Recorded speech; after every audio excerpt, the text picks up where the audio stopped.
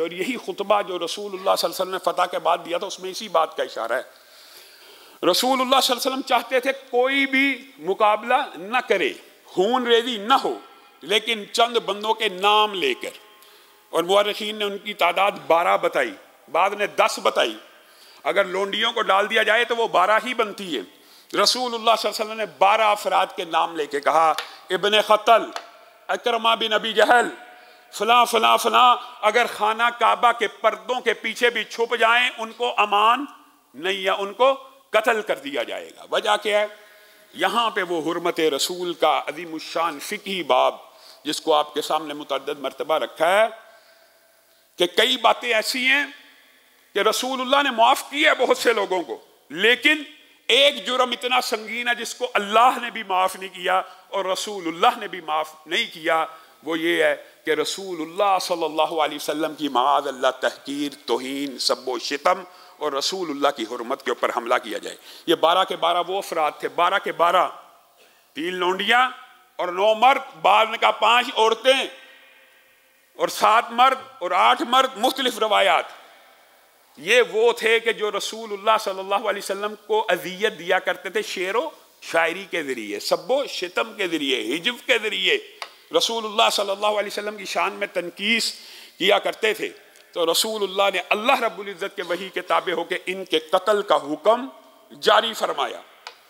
बात आई है तो ये भी बात समझ लीजिए, इकरमा बिन अबी जहल भी उनमें शामिल थे जिनके कत्ल का हुक्म था, और ये अल्लाह रब्बुल इज़्ज़त की किस्मत तकदीर है और अल्लाह रब्बुल इज़्ज़त की मशीयत है और उनका इज़न है कि इनमें से भी जिनको कत्ल करने का हुक्म दिया गया था, इनमें से भी अक्सरियत ने बाद में इस्लाम कबूल कर लिया और रसूलुल्लाह सल्लल्लाहु अलैहि वसल्लम ने इनको भी मुआफ़ कर दिया।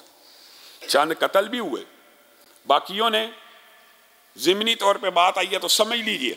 इकरमा बिन अबी जहल ने, सुहेल बिन अमर ने और उनके साथियों ने इस बात का फैसला किया कि अबू सुफियान ने जो फैसला किया है कि हथियार नहीं उठाने, जंग नहीं करनी, इस लश्कर का कोई मुकाबला नहीं कर सकता, अबू सुफियान के घर में पनाह ले ली जाए, खाना काबा में पनाह ले ली जाए, अपने घरों के दरवाज़ों को देखिए। कभी कोई फाते ऐसा हो सकता है जिसने अपने घर का दरवाज़ा बंद कर लिया, वो अमान में आ गया, उसके ऊपर तलवार नहीं उठाई जाएगी। तो इन जो सरदारान कुरैश थे, इन्होंने ये फैसला किया, नहीं, सफ़वान बिन उमैया, सुहेल बिन अमर, इकरमा बिन अबी जहल, कि हम रसूलुल्लाह के लश्कर का मुकाबला करेंगे। और उनकी किस्मत ऐसी, उन्होंने जो इंतहाब किया रास्ता रोकने का, किस लश्कर का? हज़रत खालिद इब्ने वलीद का, जो खंदमा से रसूलुल्लाह सल्लल्लाहु अलैहि वसल्लम को जो जहन में था, बाइन वैसा हुआ कि कुफ़ार कदा के मकाम से मेरा मुकाबला नहीं करेंगे कि इतना बड़ा लश्कर तेज़ी से नीचे उतर रहा है, नीचे से ऊपर चढ़ना बड़ा मुश्किल होता है। तो रसूलुल्लाह के जहन में भी ये बात थी, ज़्यादा से ज़्यादा ये हो सकता है कि वो जो उतराई की तरफ से लश्कर हमारा ऊपर आएगा उसका मुकाबला किया जाएगा। तो रसूलुल्लाह ने वहाँ पे किसको मुतय्यन फरमाया हुआ था? हज़रत खालिद इब्ने वलीद को, और उनको हुक्म दिया था जो आए काट देना। ये एक कुरैशियों की टुकड़ी वाहिद थी जिसने रेजिस्टेंस का मुजाहरा किया, जिसने फ़तह मक्का के ऊपर जंग करने की कोशिश की, लेकिन ज़्यादा एक पहर, मुअर्रिखीन ने लिखा है, एक पहर से मुराद और उससे भी कुछ कम उस वक़्त के दौर के हिसाब से, आज के अगर टाइम को देखा जाए तो 1-1.5 घंटा मुज़ाहमत की, सिर्फ 1 से 1.5 घंटा मुज़ाहमत की, और लेकिन फिर इस कुव्वत और हज़रत खालिद इब्ने वलीद के लश्कर की। और इन्होंने अव्वल जब वो नीचे से ऊपर की तरफ आ रहे थे तो तीर बरसाए, कुछ देर के लिए लश्कर रुका। हज़रत खालिद इब्ने वलीद ने उम्दा हिकमत अमली के तहत इस लश्कर को काट फेंका और कुरैशी यहाँ से भी भाग गए।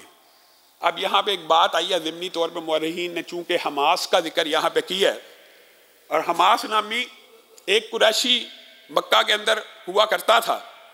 जब रसूलुल्लाह सल्लल्लाहु अलैहि वसल्लम का लश्कर आ रहा था तो वो जंग की तैयारी कर रहा था, और अपनी बीवी के सामने अरबी के मशहूर अशार हैं, वो आज भी निसाब में पढ़ाए जाते हैं। कहने लगा, जिसका उर्दू तर्जुमा कुछ इस तरह है कि आज मैं अपनी बीवी को मुखातब हो गए, कुछ खादम तेरे लिए पकड़ लाऊंगा। कहाँ से?